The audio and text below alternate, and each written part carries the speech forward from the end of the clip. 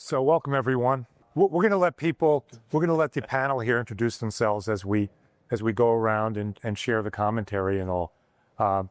And really this is about raising capital, and part of the equation that Octane has used. We're an organization, for those of you that don't know us, we're an organization here in Southern California.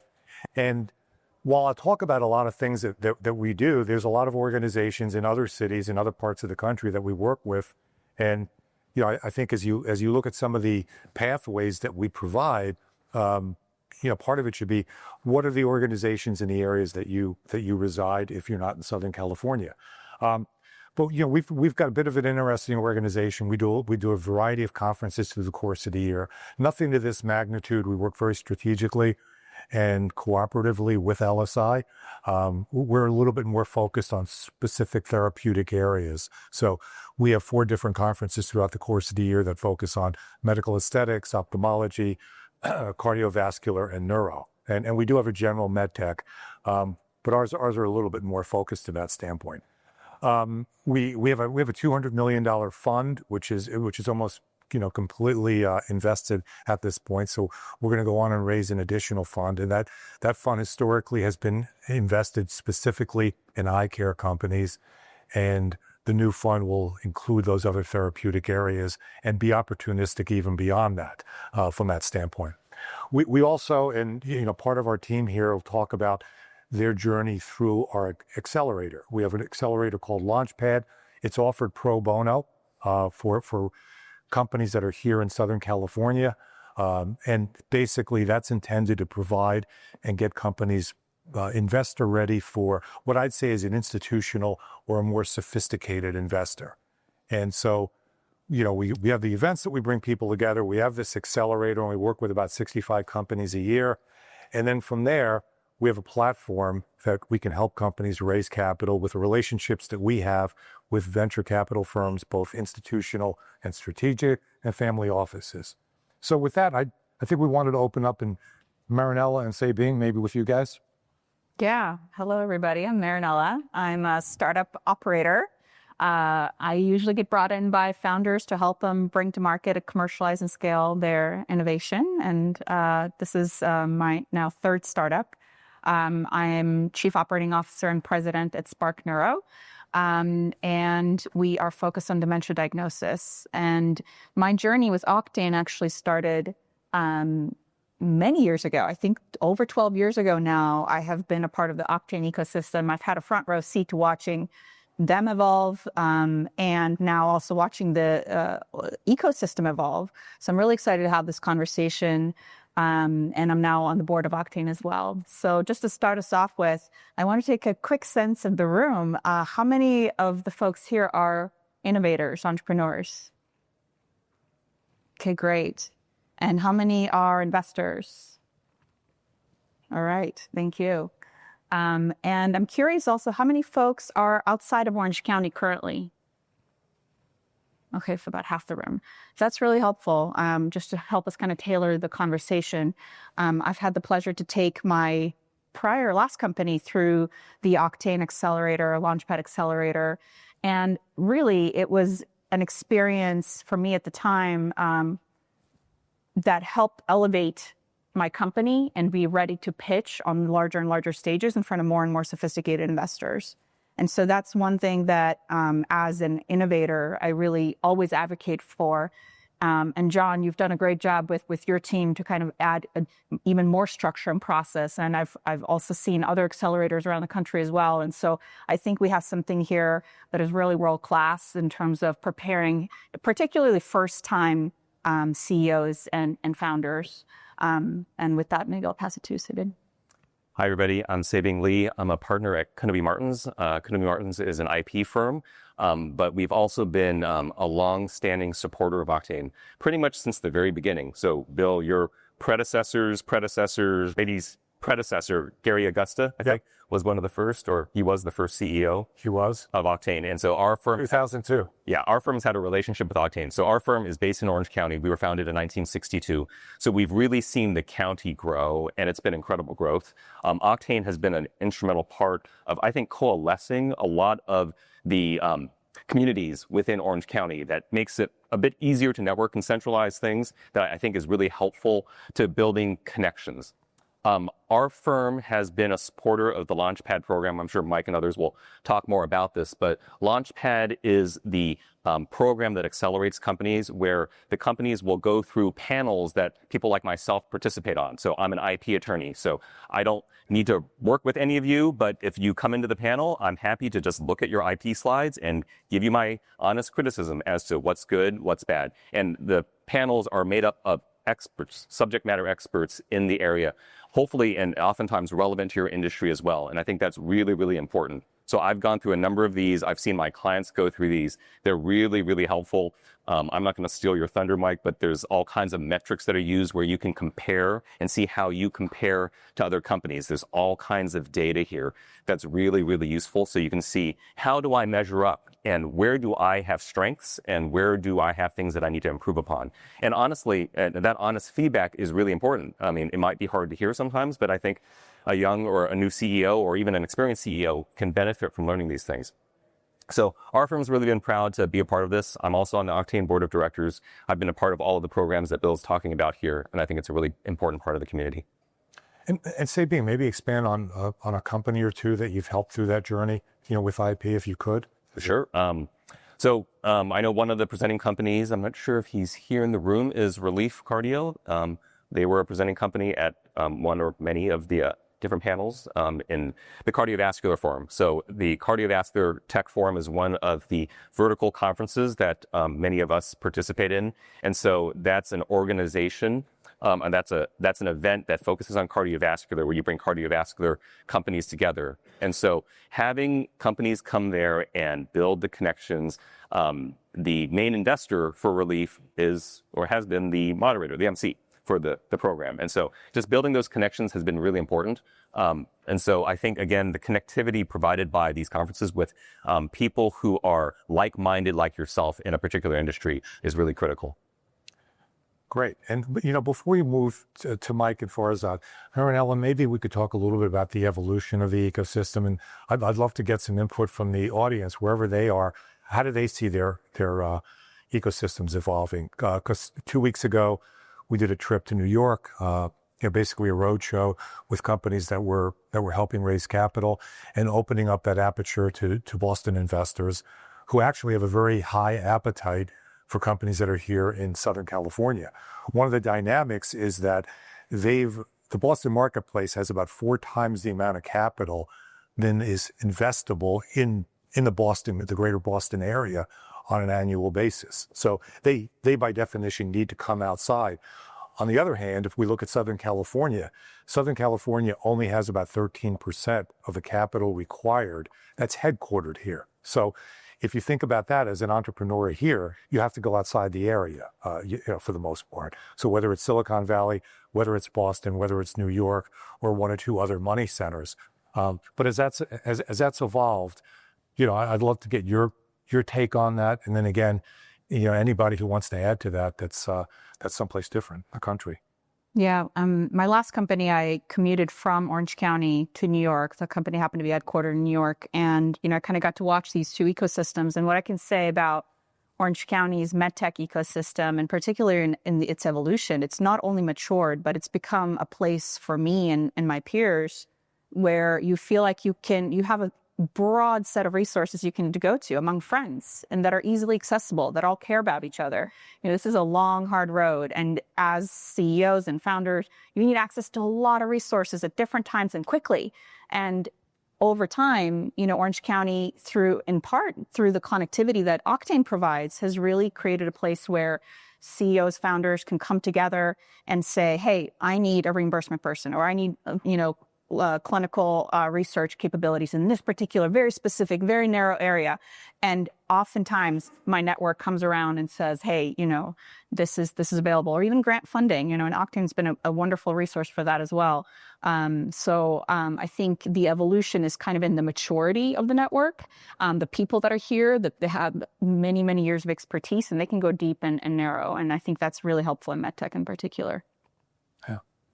Anybody care to comment on what's going on in your respective ecosystems as you're outside the area? Okay. So with that, Mike, why don't we talk a little bit about the Cap and Growth platform, and once somebody comes out of Launchpad, what we could do and what we look for. Yeah, I'll kind of walk you through the trajectory. And I think, a question like that, what's going on in your ecosystem, it's kind of broad. Maybe I can give some context where it can narrow, because we do want to understand how we can facilitate a partnership and collaborate with other ecosystems as well on behalf of the innovators in the room. So Marinela was talking about, and Sabing was talking about going through our accelerator. So it's a nonprofit accelerator. It's funded by a couple of grants, but companies in this region can access that accelerator. And what makes that accelerator unique is that it's entirely focused on getting you investor ready. So when we're doing panels, for example, the panels that Sabing and others volunteer to sit on and provide that feedback to the innovators, you're hearing from experts where you are being perceived to have issues with your story that are either strong or vulnerable. And so we take that data, we quantify that data to give you some scoring. Once you come out of that accelerator, you are, by the definition of our panels, investor ready. And so Octane has created a part of our organization that is specifically focused on advocacy, helping the innovators who are coming out of the accelerator get the introductions to the commercial partners and the investors in this ecosystem and beyond, for the purpose of accelerating your pathway to commercialization and capital. And I think we do a pretty good job. If you haven't seen our impact report, it just came out, and I think $10 billion over the last 13 years, something like that? 11 years. 11 billion or 11 years? billion. 11 billion over about 13 years. Companies that have come through our accelerator, graduated, and gone on and continued to have subsequent rounds of funding. And I think the biggest the biggest stat that I think gets underplayed a lot when we talk about metrics in an ecosystem is the survivability of the startup. And our accelerator, we're really proud. This is a Deloitte finding for us. 90% of the companies that have come through our accelerator over the last 13 years remain operational today. We're not quantifying the condition of those companies. Some are not necessarily doing well. Others are doing extremely well. We've had some IPOs, but 90%. And the reason that works is because of an ecosystem that is fully engaged, and those resources are available. So I work on the Cap and Growth team, and our job, that is what we are here to do, is to bring advocacy and voice to your innovation so that you have access to this larger ecosystem that we're really honored to be a part of. And so that's a little bit about OCG. Yeah, and maybe specifically what some of the services are in capital and growth. Yeah. And so Mike could basically, prior to his role now in capital and growth, our platform, Mike could run the accelerator for about a year and a half? About 18 months, yeah. And prior to that, I was an entrepreneur for 24 years. And so fought all those battles, made all those mistakes, 3 startups, 2 exits, 1 didn't make it, learned way more from that. But Octane Cap and Growth is designed to sort of navigate those pitfalls. So we call OCG capital and growth. So capital is what I was talking about, helping to make those introductions, helping to make sure that you're aligned with capital, not just who will sit and listen to me pitch, but who's got capital to invest, who's active in my space and has expertise in the space. So we try to align that capital, and then we showcase you through our events. But then the growth side is, and this is a phrase you may have heard me say before if you've met me before, I say it all the time, investment capital should never be tuition. You should already know when you get funded where you're going and how you're going to execute your business. Well, entrepreneurs don't always have that luxury. If you haven't done that before, it may be new to you. So what we do is we've provided growth resources, a network of people who know how to navigate regulatory pathways. And so we have vetted those, and we have resources available to help you. If you need IP work or your portfolio, a lot of founders will get that core IP, but they don't understand portfolio strategy. How do you build IP strategy? And that's where we bring in our partners to help with that as well. And so there's about 13, maybe more, is it 20 or something like, there's a lot, 29 different categories of growth partners who have the expertise. And I'll leave with this so that Farzad, you can jump in here. No one ever loses an investment opportunity when they're pitching their deal. They lose it in the Q&A when somebody asks a question you have no idea how to answer. And so rather than saying, I have no idea, or I've got a guy on my board who did this like 10 years ago, and I think he's going to be really great for us, a better answer would be, hey, what's your regulatory pathway? Before I answer that, let me tell you about the CRO that we worked with to build that roadmap out, because they've been here 45 times. And so I think that's a really powerful story. So bringing in the experts, and Octane tries to facilitate as an ecosystem, again, helping in that area, facilitate the right introductions and bring that expertise where you may have a gap and a deficiency. All that is required on the part of the entrepreneur is coachability. It's to say, you know what, I don't know everything. Let me go find the right experts who can help make that happen. And that's what Octane really has tried to do. And I think we're all pretty excited to be a part of it. As a nonprofit, we're just here to support innovation. And I heard the prior panel, they were talking about KOLs and the importance of KOLs in the whole equation. And before I pass it to Farzad, we believe in that too. We have a lot of, in those 4 therapeutic areas that I talked about, we have very deep relationships with physicians, with the KOLs, and they serve in many instances as a medical advisor, on their boards, help with clinical, but it's, we've even actually built our fund around that. And as I was explaining to a couple of people earlier today, I wish I could say this was a well thought out strategy from the beginning, but we kind of backed into it, that when we did our first fund, the first 50 LPs were actually physicians, were ophthalmologists. And what we found was they were doing clinical trials. There was no shortage thus of deal flow, that they provided the fund. We ran it through an abbreviated version of the accelerator to make sure there's a there. And then, what I think's really worked for us is that, given the relationships that we have with some of the bigger ophthalmic companies, I'll use in this example before I turn it over to a cardio company, that, whether it's AbbVie or Alcon or Bausch and Lomb, we would basically sit down with them and say, we're considering an investment. What would we need to execute on? Or what would the company need to execute for you to be interested in taking a significant position or even buying it at some point? And so we end up getting the roadmap and then execute against that. So, KOL involvement and involvement of the strategics is really, really important in terms of what we've seen and the exits that we've had. Well, as Mike says, there have been some IPOs out of the fund in particular. There's been more that have been acquired by strategic organizations where they kind of had that roadmap before. So with that, I want to turn it over to our esteemed colleague here from Edwards Life Sciences, Farzad. So yeah, great to see everybody here. So I'm a cardiologist by background, and I wear 2 hats. One is at Edwards. That's my 100% job on paper, at least, running the incubator, which is all the internally kind of brewed things that we're working on in the advanced technology unit. And in wearing that hat, I get a lot of kind of erroneous inbound calls from folks, which I actually love to take. But startup founders, individuals with an idea, will come my direction and say, hey, I'd love to share my idea with you guys. And thankfully, I have colleagues who I can direct them to, who can have a more kind of appropriate and protected conversation with them about how to move things forward. But I will say that in those erroneous conversations, I meet a lot of people on accident. And so our network happens to grow just by accident, also by intention, right? So I'm also fortunate to wear my other hat in academia, and that puts me in direct contact with biodesign programs in particular. I'm on faculty at Stanford Biodesign, so maybe I can zoom back to all of California for a moment. Yeah. But zooming into Southern California, we have UCLA Biodesign. And these are collections of early career folks or people who are just at the end of their training, whether it's in engineering, business, or medicine. And they're these bright, shining stars who are the next generation of entrepreneurs. They may be people who you partner with in some capacity.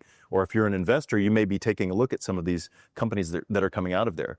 But the point is that through academia, through strategic industry folks like me, through organizations like this, our network tends to kind of get bigger and bigger and more substantial and meaningful in many ways. So if I come across any sort of kind of weird sounding question, it's no longer that weird to me.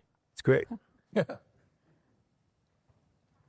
And the pathway, when you say incubator, do you actually you're incubating the idea internally. You're not bringing an external company in, or are you? That's right. So in our case, what we do is we apply a version of the biodesign process to essentially take a blank starting point and articulate what we classify as an unmet clinical need. Now, that term gets used by many people. You'll hear people say unmet need. We have a very strict definition of what that means. And it's written or articulated in a way that once we do that, we can take a step back and say, okay, I can actually write the outline of what a clinical trial might look like. I can imagine how I would have to study that. And I would say that if you can't imagine how you would ultimately study something, it's not worth pursuing.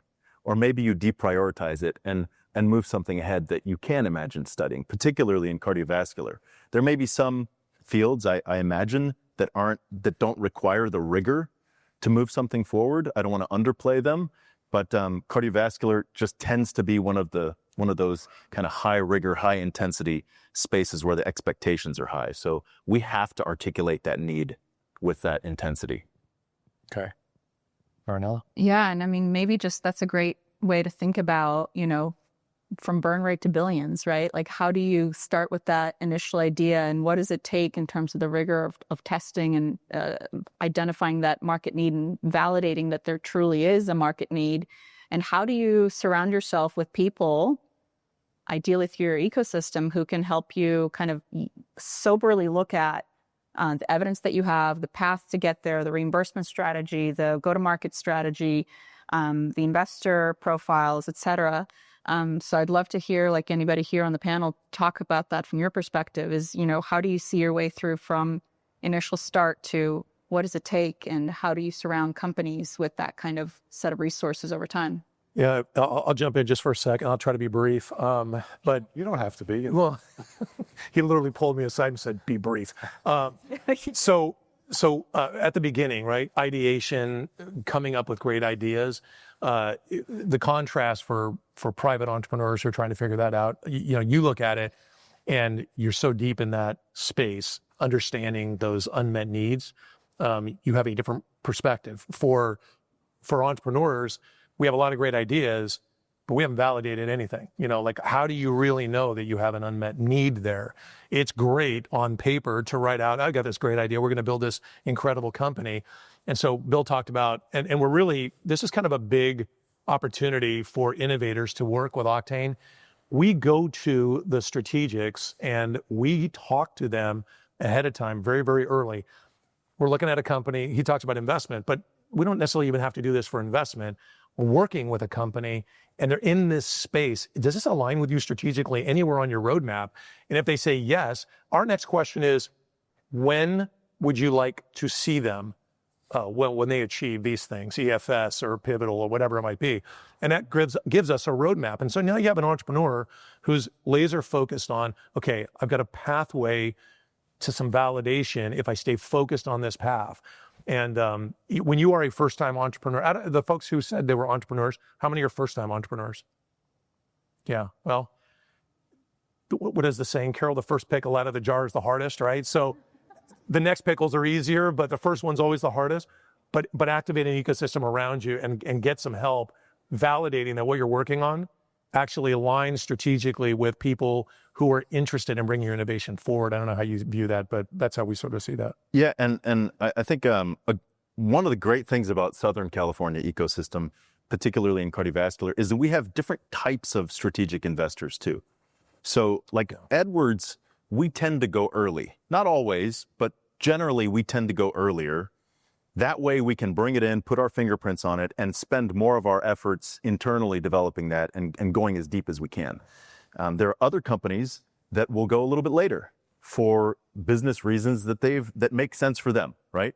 And it's just a different strategy. Yeah. But you as an entrepreneur have some options in terms of where you are with your technology and what's your personal appetite for taking this thing as far as you need to.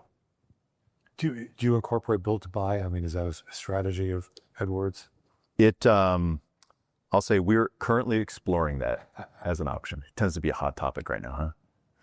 I wonder if you guys can talk about mentorship, because what I see in my experience is I have a lot of clients that are early stage, sometimes physicians that start up companies, they have full-time jobs and they don't have the time to really develop a company as well as they should. And oftentimes they don't have the experience. Now, it's not to say that I haven't dealt with early stage CEOs that are first-time CEOs, and I've known quite a few that have been successful, but I've also seen others who actually need the help and probably need to realize when it's time to hand the reins over to somebody else. They can remain a founder, they can remain whatever other title, but then they need to bring in an executive who has experience raising money and then bringing something commercial. But what do you guys feel is your experience there? I mean, again, from my perspective, almost every entrepreneur will hit that stage gate where your experience and capabilities are not necessarily aligned with what needs to happen for that successful exit. Hubris can get in the way of that. And I don't mean to be, I'm not trying to insult anybody, but I'm just saying that also your board of advisors, when you're a startup, you bring on a lot of great people to help you get started. That is not the team. I promise you, that is not the team that's going to take you to the promised land and finish it. They're going to be great clinical advisors to help you figure out how to build that innovation and bring it forward. But you need go-to-market commercialization strategy. You need smart people who can raise capital and talk about your business very differently, oftentimes, than somebody who maybe is just a inspired clinician. And so thinking about your team, thinking about yourself, and constantly having that openness to self-audit and understand you've got some experience gaps. It doesn't mean you're out of the company. It means you get to support and build an incredible innovation that the world needs with a world-class team that you built. And so it happens constantly that you're going to reshuffle your board and your management team, and being open to that, I think, is really important. And that's where, again, ecosystems can help. I mean, if you reach out to Sabing, he'd be able to tell you about companies that have exited in your domain, or probably there's some CEOs or some really smart people that have a lot of domain experience who are looking for their next opportunity. Let's face it, entrepreneurship, it's a sickness. You guys aren't going to get away from it. Once you're in, and you'll just do it over and over and over again, which makes you incredibly valuable to any ecosystem that you work in. Yeah, I'll say I've seen exactly that, where the founder realized that he didn't have necessarily the experience from having brought companies to successful acquisition before. And so he brought his company to Orange County, found a former CEO that had done a massive acquisition by Medtronic. He was looking for another gig, and so hired him on as the new CEO and took that company to success as well. That was one of your acquisitions, Farzad. All right. But it's a key point, I think, just to find people in the community that you're in, because oftentimes you bring your company to a location where you can find the talent that you need to, technically support your business, but also provide the business advice that you need. And I think you can find that a lot in the area that you're in, if you're in the right industry in that area. So this might be unpopular, I don't know, but anecdotally, when I get cardiology fellows or people who are in the middle of their training call me and say, hey, I've got this idea and I'm in the middle of my training right now, what do I do with it? I tend to steer them towards their Office of Technology Commercialization or whatever their tech transfer office is, because they're, and the quality and the interest of those offices is going to vary depending on where you are, but you can actually pull out a lot of resources, particularly at a stage where they're going to be taking the risk, not you as the entrepreneur. So like, I remember I was in that very position myself. I was a cardiology fellow. I had never patented anything before. I needed to learn how to file a provisional. I needed to learn all this language, and I did it on the university's dime. And so that was kind of a nice benefit to having that around you. So either if you yourself are affiliated with a university or someplace with a tech transfer office, or if you want to partner up with somebody who's affiliated with that and then leverage those resources internally, that can help maybe get you to a reasonable state to then bump up your capabilities. I will caution people a little bit on dealing with tech transfer offices, because if the tech transfer office appreciates the value of the technology, they will assign an appropriate budget to it. But we deal with various universities where if it's not considered to be an important technology, they'll give it a very, very small budget, and they may not staff the best caliber attorney to the project. So if you are at an institution you have a say. And so you should be thinking about who you select, for any sort of advisor, but you can have a say in terms of, no, I want to have this person because I think they have the right background for my technology. Great point. I think on this point too, the impressive thing is when you see and meet an entrepreneur that has a self-awareness that they're not the one to take the company to the next level. And that's a hard discussion to have. We end up having to have that several times. And it's better if somebody comes to that conclusion themselves. But in most instances, the founder isn't really the right person to take it to the maximization of the level. You've got to find someone else. And that doesn't mean you leave the company. You take a different role, different responsibility, the chair role or something. But what we're finding more and more, I think, today in tough capital markets is investors are looking for somebody that's running a company that has had operational experience. More so than just technical experience. You want to have the technical ability inside the company, but they want to really feel comfortable that somebody understands, the levers that you drive, the revenue, the margins, the cost, and all the functionality, in building a great team. So, I think having the awareness to begin to backfill yourself as the founder at some point in time becomes important. So with that, we have a little bit of time left. I guess we're standing between cocktails, but we'd like to open it up if anybody has questions and anything that we could help with. We could certainly meet with everybody afterwards, but anything that comes up, room's not that big. You could yell it or you could use the microphone here. And Farzad, we'll wait for questions. Farzad, I'm curious about, how you think about, obviously Edwards has huge reach outside of this ecosystem. When you look at innovation, how useful or important is it to be part of this community? Or is innovation coming to you from all over the country within Edwards and, outside of Edwards? So people with an idea come from all over the world. Mm-hmm. And again, I will direct them to my colleagues on our exploration team. And we actually have folks who are strategically located in different parts of the world to be that inbound kind of receiver of those conversations. When it comes to what we do, we love being down here for so many reasons. From a talent standpoint, and by the way, this goes in many directions. People come to us, we send people elsewhere. People leave, and go start a startup on their own. They learn interesting things within a big company and then go take that into their own kind of endeavors. Having academic clinical facilities nearby, we've got UC Irvine, we've got UCLA, Cedars nearby, is great for us. So we can go perform clinical immersion. San Diego, we can perform clinical immersion, kind of embed with clinicians in their clinical environment so that we can better understand how a disease is currently managed today, so we can then kind of unpack and articulate what we think are the gaps. We have so many pieces of all the requirements that you need, whether it's legal, whether it's global health economics and reimbursement, regulatory. Like, there's so much expertise down here that we don't have to go very far. It's great. I used to like getting on planes because it's so fun to travel, that kind of gets a little old now. It does.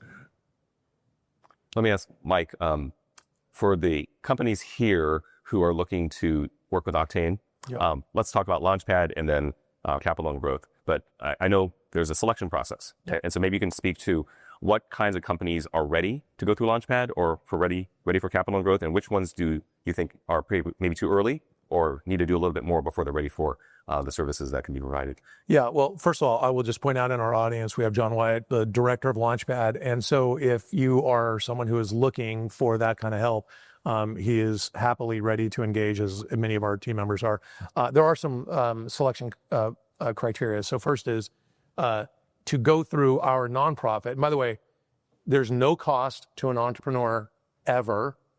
No advisor. They have a great team of incredibly talented advisors who can help with the building of your business, but they cannot invest in your company. They cannot be advisors of your company. You cannot hire them to be involved in your company. There's a very, very strict conflict of interest because it's the federal government has funded these in the state of California as well.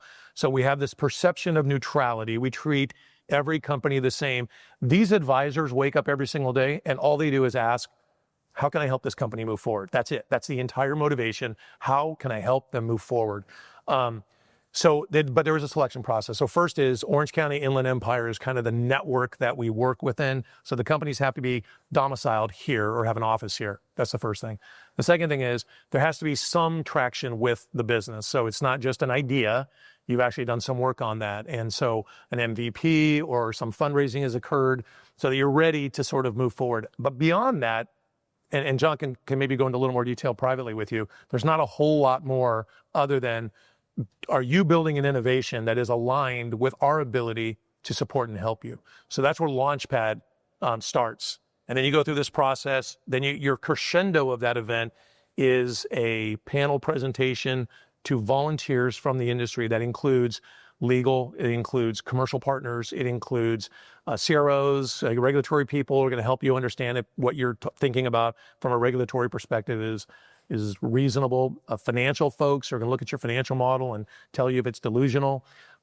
Investors who are going to tell you if it's fundable and what you need to do. And most of the time, really interesting conversations happen as a result of that, but they'll score you.